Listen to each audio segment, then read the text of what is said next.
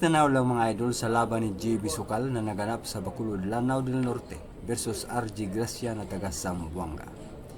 Ayan mga idol, tira si RG Gracia ng 6. Tingnan natin. Oops, sumabla. Dapat mga idol, ito ay pagkakataon na ni JB Sukal.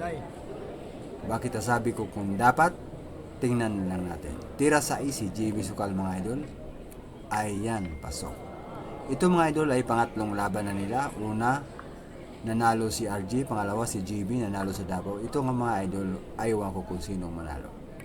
Ayan mga idol, pasok ang 8. Ang postahan dito mga idol ay 220,000. Tingnan natin ang WB mga idol. Ayan, pumuputok ang bola mga idol sa mga tira ni JB Sukal.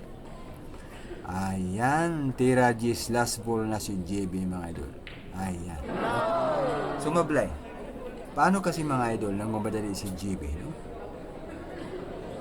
Nagmamadali, parang hinahabol ng ahas. Tingnan natin mga idol ang strategy ni RG Gracia. Ayan, no? Paikot-ikot pa sa misa, no? Pasilip-silip, patisa-tisa. No? Nag-prepare siya ng relax, no, sa kanyang sarili.